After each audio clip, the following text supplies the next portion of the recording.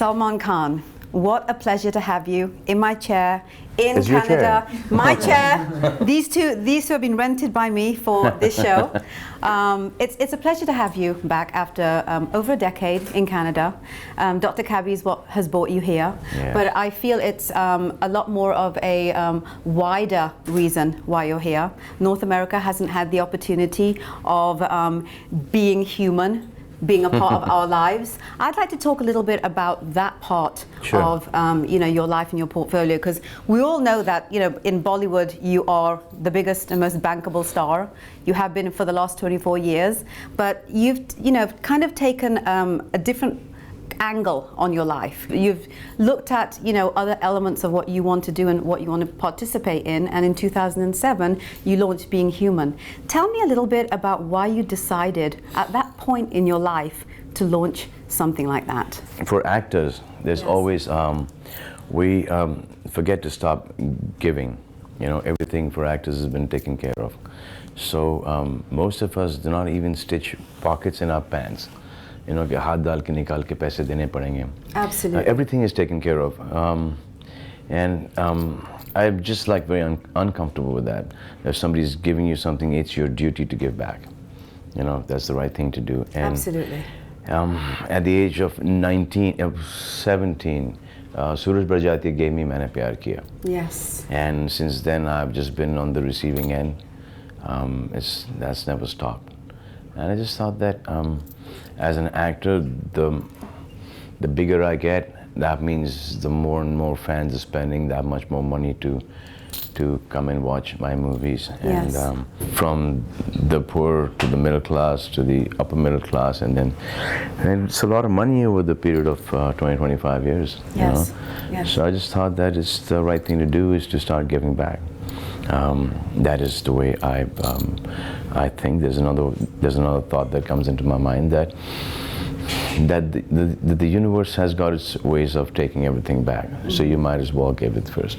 Absolutely. Instead of them taking it back. Some people think that it's trying to change my image, etc., etc. Perhaps that also would be true. I think what's really wonderful about what you do is the reality of how bankable you are as a star. You know that you are a role model for so many generations. I mean, now into the third generation of Bollywood watchers, not just in India, but around the world. And, you're honest about the fact that I have this superstar status, so I want to do something beyond, what we normally do in our industry. And the great thing about Be Human, which I love, is what you're doing with it. It's not just a organization whereby you raise funds and you put it into different charities. You're actually very proactive, even in terms of how you're raising the funds. I mean, I was looking at the amount of ways that your clothing gets out into various different stores all over Southeast Asia. You're into India. I want to know when you're coming to North America with that. I'm hoping that Dr. Cabbie and your production company, which also gives back to the foundation, is going to be a way of maybe pulling Be Human more into the forefront in North America. Talk to me a little bit about whether that is a part of your vision. I think Being Human would be in Canada in about a year, hopefully, inshallah. Okay. Dr. Cabbie, see, we started this movie called Chiller Party. Mm-hmm. Okay, and whatever we made from Chiller Party went back. We paid our taxes, and then that money went back into the foundation. Mm-hmm. So that is how we also are trying to raise money. Like for my upcoming films, I'm trying to figure out a way that every ticket, we will get a rupee for that ticket towards Being Human. Right. I like the film Dr. Cabbie. Yes.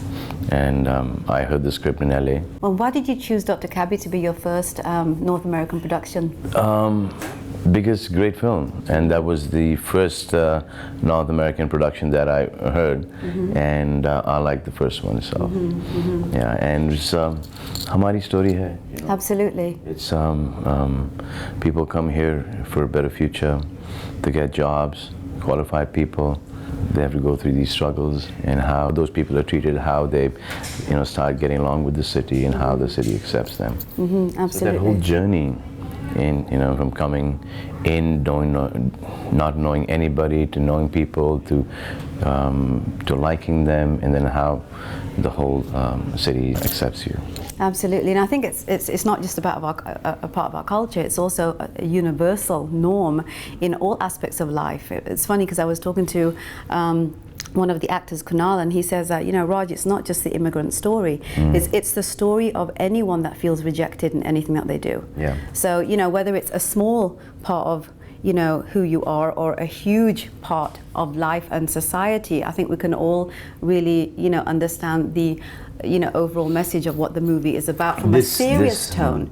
But I hear it's a really, really funny movie as well. It is Have a you had funny a chance movie. to see it? It's yeah, I've seen the movie. I saw the movie 3 days ago. Yes. And it's a movie about good people. Yes. It's a movie about people who want to do good, who want to help, and they're not getting a chance to help. Yes. They're nice people, they're Yes. qualified people, then they have got noble intentions, and when you have all these intentions and you can't implement them, you can't apply them, people doubt you, that is the most hurtful feeling there is.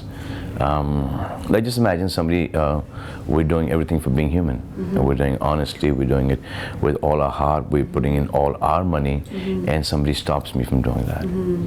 Why? Because you doing it, we'd also have to do it. Absolutely. Just because they don't want to do it, they have no reason to stop me. So this is really, really sad that when you're doing a good deed and you've been stopped from doing that, that frustration, that hurt is a huge amount of hurt.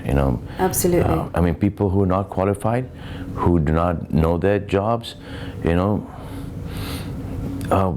have no reason to complain. But people who are, and they know their jobs, and they're sincere to what they do. That's the story of Dr. Cabbie, right? Absolutely. Thank you so much, Salman. It's been an absolute pleasure. I hope to see you again in Toronto, and looking forward to seeing a lot more of Be Human across the nation, and we look forward to that. Me too. Thank you. Thank you so much.